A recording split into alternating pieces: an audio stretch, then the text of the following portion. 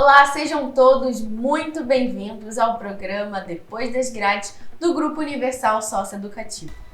No programa de hoje vamos falar sobre vícios. Até onde algo se torna um vício? Na sua opinião, é possível se livrar da dependência química? Nossas repórteres foram às ruas para saber a opinião das pessoas, mas dessa vez em outro canto do Brasil.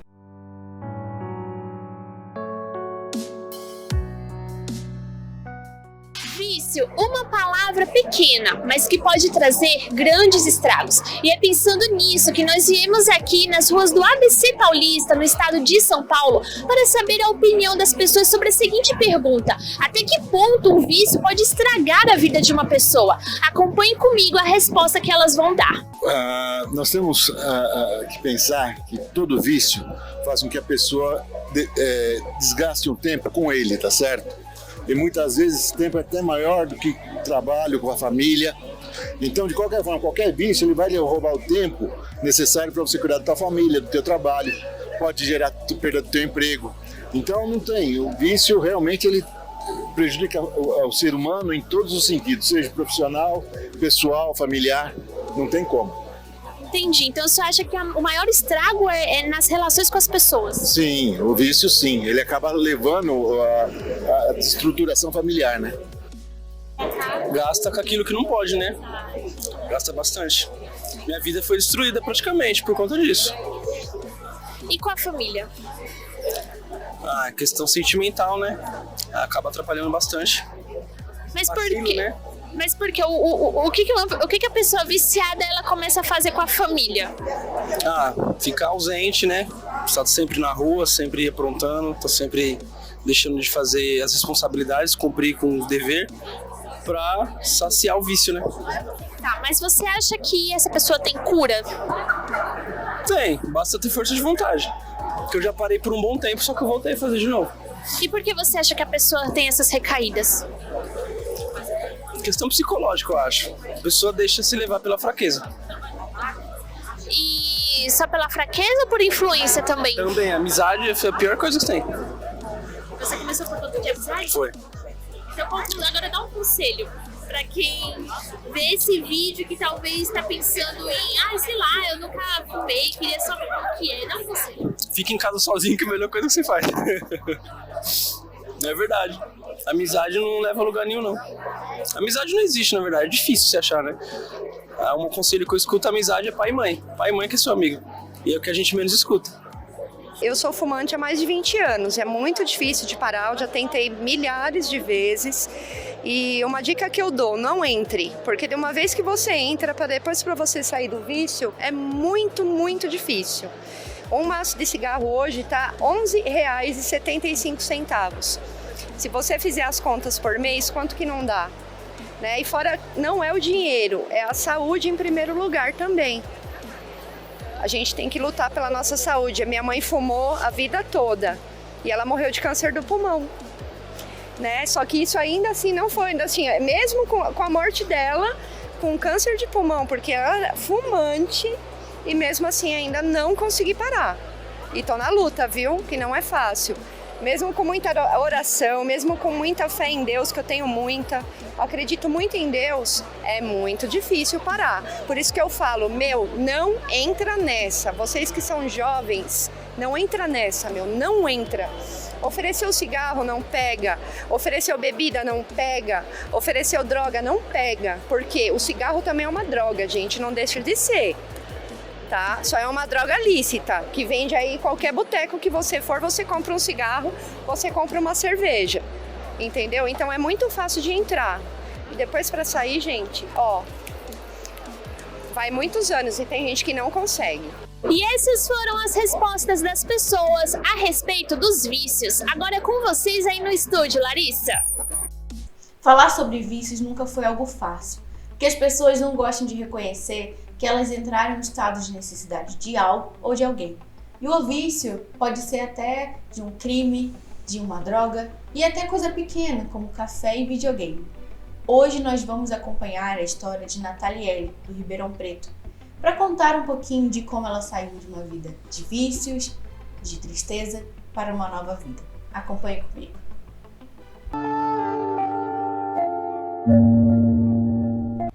Me chamo Nathaniele, tenho 32 anos, sou da cidade de Ribeirão Preto. Eu tive uma infância bem simples e aos meus 11 anos de idade eu comecei a ver na escola que as minhas amigas tinham uma certa liberdade que eu não tinha. Foi aí que eu comecei a mentir para minha mãe. Devido a essas mentiras, eu comecei a sair escondido, comecei a beber, comecei a fumar, a experimentar drogas, a fazer amizades. Nesse período também comecei a conhecer garotos, né, a ficar com meninos. E diante dessa situação, eu queria estar em qualquer lugar, menos na minha casa. Então eu passava muitos dias sem voltar para casa. E fui me afundando na bebida, nas drogas, nas baladas, nas noitadas. Quando tinha festas como o carnaval, eu ficava 3, 4 dias sem dormir. Mas tudo isso para tentar tampar um buraco que tinha dentro de mim. Era um buraco na alma, era um vazio muito grande. Eu sentia uma dor e eu não sabia de onde que era essa dor, porque era uma dor na alma, não era uma dor física. Então eu necessitava estar com pessoas, em lugares, eu nunca queria estar sozinha. Aparentemente eu era uma pessoa normal. Eu me lembro que chegou uma época que eu comprava cigarro, bebida e pulava o muro do cemitério à noite. E ali eu ficava à noite bebendo e fumando. Quando algum menino pedia para ficar comigo, eu falava assim, só fico se for dentro do cemitério. Eu sofri abusos. Foi quando eu decidi ir para o homossexualismo. Comecei a ficar com meninas.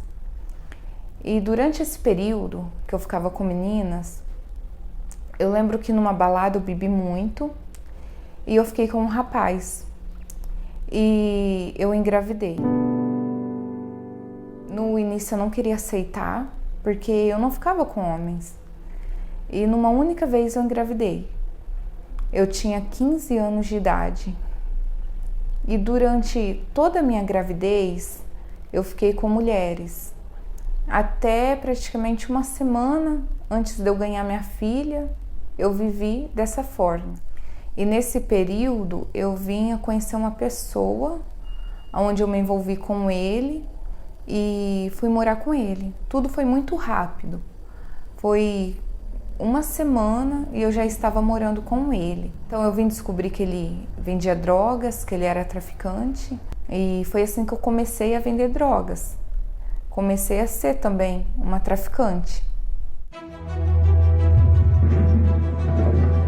Com um mês e meio que a gente estava junto, eu sofri a primeira agressão. Ele me bateu muito, ele me machucou, meu corpo inteiro. E diante daquela situação eu não quis voltar para casa da minha mãe daquela forma. E assim eu fiquei nesse relacionamento por 7 anos. E foi quando eu comecei a pensar que Deus não existia.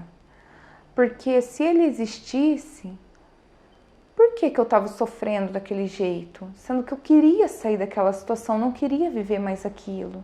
E eu tinha uma Bíblia em casa, e eu catei essa Bíblia e coloquei fogo nela. De tamanha revolta que eu tinha com Deus. E daí eu entrei no meu quarto, eu subi na cama e coloquei fogo em volta do colchão. Hoje eu consigo ver como Deus me guardou aquele dia. Porque um colchão é espuma, pega fogo muito fácil. Porém o fogo não se alastrava para mim. O fogo se alastrou para o cômodo todo, queimou tudo que tinha naquele cômodo. O fogo ficou muito alto, chegou a ir ao teto. O fogo foi para o cômodo seguinte, também queimou tudo daquele cômodo, só que o fogo não se alastrava no colchão. E diante daquelas chamas, eu via muitos vultos pretos. E eu sabia que se eu morresse naquele dia, eu ia para o inferno.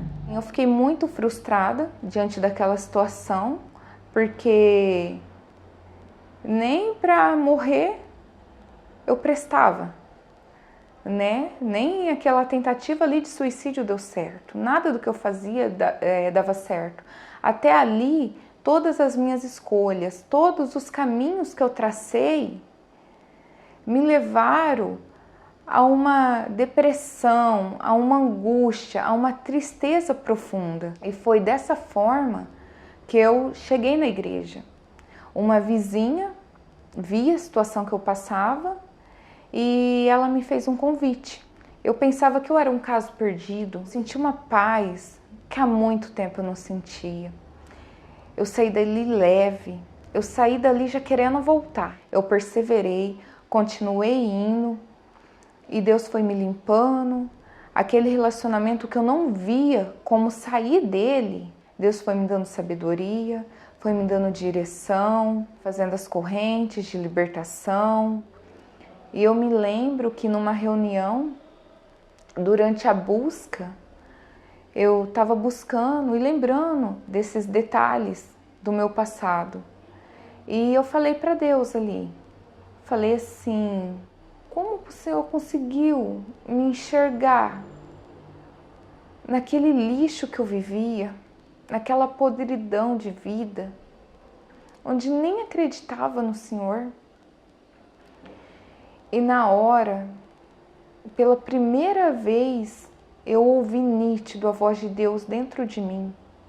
Parecia que tinha uma pessoa ali na minha frente falando comigo, porque era muito nítido ouvir a voz dele. E ele falou assim, eu te escolhi desde o ventre da sua mãe. Quando você estava lá, naquele mundo, naquele lixo, eu te vi ali. Eu te tirei dali, eu te chamei, eu te escolhi. Eu saí daquela reunião diferente.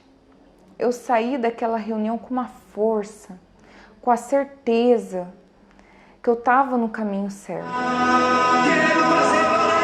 Quero fazer valer tua palavra em mim. Quero que o mundo saiba que tu és Senhor. Aquele momento eu tive certeza que eu não estava mais sozinha.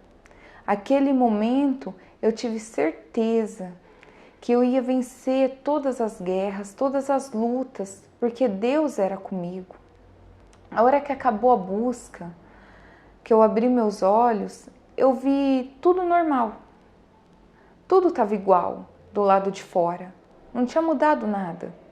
Mas dentro tinha mudado tudo.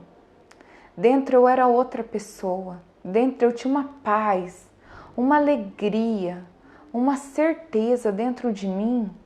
A partir dali, eu pude falar de um Deus porque eu conhecia Ele.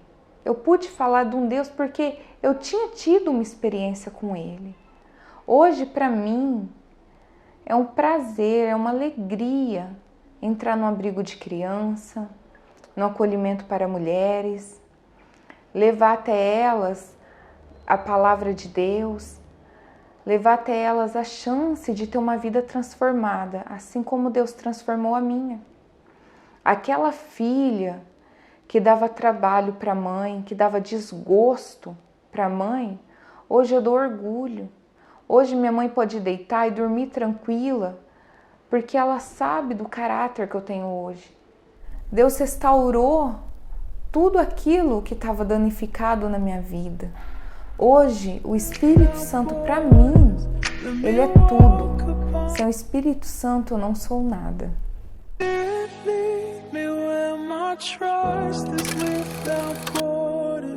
Gente, olha que forte. A Nataliele conheceu o mundo dos vícios ainda criança pela influência dos amigos. E só causou dor e sofrimento tanto para ela quanto para sua família, chegando ao ponto de tacar fogo na Bíblia e na casa toda. Mas ela teve a oportunidade de recomeçar. E foi o que ela fez, se entregou totalmente para Jesus. E assim como Nataliele, nós temos diversos jovens que têm a oportunidade de conhecer a Jesus através do nosso grupo universal socioeducativo dentro da Fundação Casa e outros projetos. E o pastor Pedro está aqui para contar um pouco para a gente, não é mesmo, pastor? Olha, Larissa, É verdade, hein? Inclusive aqui no estado de Tocantins nós fazemos um trabalho glorioso do sócio educativo. Eu, a minha esposa Juliana Almeida, que está sempre comigo, e também toda a equipe de voluntários. Nós contamos com 23 voluntários no nosso estado, temos 2 unidades no interior, temos mais 5 unidades aqui na capital de Palmas, levando luz aos jovens que ali estão. Inclusive, nós também fazemos o trabalho nos abrigos de criança e adolescente, levando palavra de Deus, levando a luz, levando ali um momento de refrigério, porque nós sabemos que muitas crianças são abandonadas, são deixadas ali pelos seus familiares, e a igreja ali desempenha esse papel, levando força e luz para elas. Assim também como nós fazemos o trabalho com os refugiados, né? Aqui em Palmas nós temos os venezuelanos, cerca de 40 venezuelanos mais ou menos que nós temos aqui, e nós levamos ali o trabalho social com eles, levamos ali alimentação quando eles assim precisam, e o trabalho aqui tem expandido, o trabalho tem avançado, como essa pessoa que está nos acompanhando, Larissa, ela vai ver agora nessa matéria.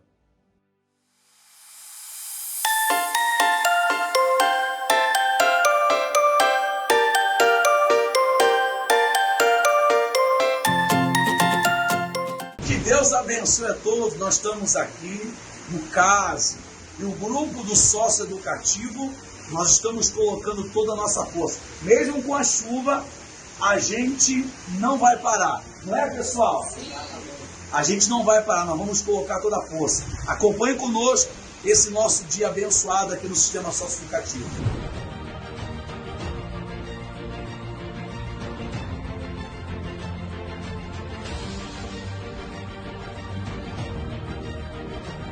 É a ordem de Deus, para não andar com medo, não andar surdo, não andar parado, não ficar com a cabeça do lado de fora.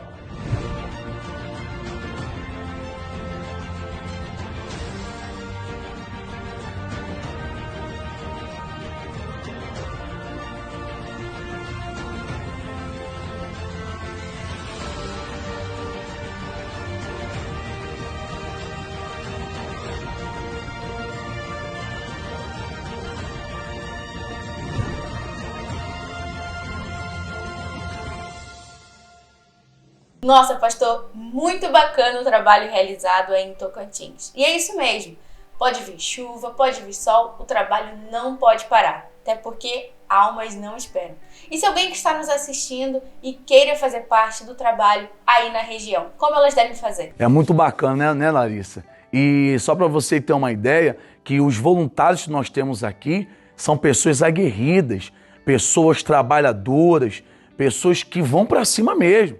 Os voluntários aqui de Tocantins não têm tempo ruim, faça sol, faça chuva, eles estão sempre presentes no trabalho. E se essa pessoa que está nos assistindo, Larissa, agora, quer fazer parte do trabalho aqui no nosso estado, nós temos o nosso endereço, Avenida NS1, que é o endereço da nossa catedral, Avenida NS1, quadra 101, lote 5, atrás da estação Apenagé. E nós vamos avançar, porque o trabalho aqui em Tocantins não para. Tá ligado, pastor? Muito obrigado por participar do quadro Sócio pelo Brasil e que Deus abençoe todo o povo de Tocantins. Até mais! Deus abençoe! E como no programa passado muitas pessoas mandaram as suas dúvidas pra gente, a nossa central separou algumas para responder hoje. Então preste bastante atenção que começou o quadro Central Responde.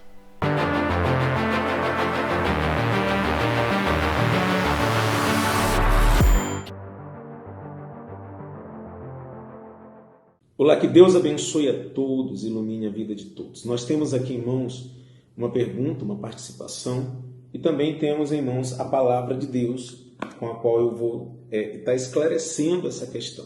A pergunta é: por que é mais fácil uma pessoa que nunca frequentou uma igreja evangélica se converter do que uma pessoa desviada da igreja retornar, já que conhece a palavra? A gente tem se deparado com essa situação diariamente. A gente tem visto pessoas que chegam diante do altar, que nunca colocaram os pés dentro da igreja se entregarem mais rapidamente, enquanto outras que conhecem a verdade dá um trabalho imenso. Você já ouviu falar que é como chover no molhado tentar ensinar alguém que já acha que aprendeu? É mais ou menos isso. É você ensinar um professor. É você ensinar alguém que para ela não precisa mais ser ensinada. Por isso que Jesus fala aqui em Apocalipse 3, versículo 15, ele diz assim: conheço as tuas obras, que nem és frio nem quente. Quem dera se fosse frio ou quente. Assim, porque és morno, não és frio e nem quente, vomitar-te-ei da minha boca. Você já tentou colocar água morna na sua boca? Engolir essa água? Difícil, não é? Porque não tem sabor, não há uma temperatura ali, né? Nem fria nem quente. A gente toma um café quente, a gente toma uma água gelada, mas normalmente tudo que é morno cria uma reação diferente. Infelizmente, muitas são as pessoas, porque já conhecem a verdade, trouxeram para dentro de si uma mornidão. É como se fosse um escudo contra quem vai falar de Jesus para ela. Muitas vêm até a igreja já armada do conhecimento, tudo que o pastor fala, ela já está blindada, isso eu já sei, isso eu já conheço. E em contrapartida, alguém que está crua, alguém que está fria, alguém que não conhece a verdade, quando a gente mostra a luz, dá o caminho, imediatamente essa pessoa aceita e se converte. Essa é a diferença. Então, qual a dica que eu dou? A dica que eu dou é que essa pessoa, de repente você que me ouve agora e conhece a verdade e não está conseguindo voltar para Jesus, não está conseguindo se entregar para Deus, você venha ter humildade de recomeçar. É como se você resetasse a sua mente, resetasse o seu conhecimento e se colocasse diante de Deus e falasse: ó Deus, eu estou aqui, vamos esquecer tudo que eu vivi até aqui, eu quero começar do zero. Tudo que eu sei, eu quero desaprender. Eu sei que é possível, Deus muda tudo, Deus te dá um novo coração, te dá uma nova mente. Então, se você se encontra nessa situação e por isso há uma barreira entre você e Deus, seja humilde, como se você nunca conhecesse a verdade, não tivesse tido contato com a verdade, e comece de novo, porque eu tenho certeza que Ele vai te abençoar.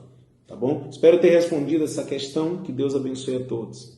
E respondendo a pergunta do jovem, do menor que estava dentro da unidade, e ali ele tinha visão de vultos, ele via um espírito que aparecia para ele com o nome de Capa Preta, uma entidade que aparecia para ele.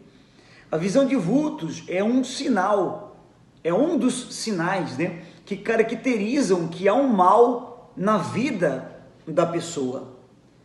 Então, assim sendo, eu entendendo que há um mal na minha vida, então eu não posso esperar, né, esse é o raciocínio que a pessoa deve ter, a consciência que ela precisa ter. Eu não posso esperar que as coisas para mim vão dar certo na minha vida com o mal trabalhando para que tudo dê errado. Então, uma vez eu entendendo isso, eu preciso então me livrar da ação desse espírito. Esse mal precisa sair, esteja ele dentro ou acompanhando a pessoa, agindo nos caminhos, ele precisa sair. E onde que eu resolvo então esse problema? Como que eu faço para resolver esse problema? Nós costumamos dizer que eu preciso ir ao lugar certo, não é? Não adianta eu, por exemplo, eu ir a uma farmácia comprar pneu de carro, porque não é ali que eu vou resolver o meu problema. Então, eu entendendo que é um mal espiritual, então eu vou até a igreja e eu vou no dia certo. Nós temos na Igreja Universal o dia de libertação. Aliás, a pessoa pode estar indo na terça ou na sexta-feira, um culto de libertação, e a partir então dessas reuniões de libertação, frequentando essas reuniões de libertação, é certo que ela vai se livrar da ação desse mal. O mal saindo da vida dela, a vida dela não vai mudar com o mal saindo, mas ela buscando então a presença de Deus, Deus entrando, então a vida dela irá ser transformada, ela vai ficar livre da ação desse mal, e quem vai passar a agir então na vida dela é o Espírito de Deus. Deus abençoe e até a próxima. Caso você tenha mais alguma dúvida, basta entrar em contato conosco através de nossas redes sociais que aparecem aqui na tela. Bom, o nosso programa está chegando ao fim e hoje nós tivemos a oportunidade de conhecer a história de superação da Nataliele. Conhecemos um pouquinho do trabalho realizado em Tocantins e também respondemos algumas dúvidas com o nosso quadro Central Responde. No próximo programa teremos muito mais no mesmo horário. Então fique ligado, hein? Até a próxima, fique com Deus, tchau! Eu estava pensando, quando Jeremias falou sobre maldito é o coração é enganoso, e ele é enganoso. E muitos jovens se perdem por causa disso. E lá no capítulo 18, quando ele diz que a gente tem que ser um vaso na mão do orelho, ele mandou descer até o orelho, e ele disse assim, ó, você vai descer e você vai ver como é feito um vaso. Aí desceu-se, o vaso quebrou e o orelho fez de novo. E isso é muito importante para vocês, jovens, por quê? Porque a visão do mal é essa, que é que você usa as coisas de Deus, mas da forma dele. Tipo, eu estava atendendo na sexta-feira um jovem, e com a irmã, ela tem 15 anos, já a mãe, o pai foi preso, a mãe meio desmiorada, o irmão foi preso num homicídio, aí a irmã está namorando, casou com um traficante, o cara está preso, e você conversa com... E você não vê uma luz no fim do túnel. Não dá para ver. E muitas das vezes isso acontece nos dias atuais. Acontece nos dias atuais. E às vezes isso acontece no meio de pastores, de obreiros, e acontece no meio de vocês. Que não se vê uma luz no fim do túnel. Então, como é que você vai ter essa luz no fim do túnel? É inevitável o seu sofrimento. Preste atenção.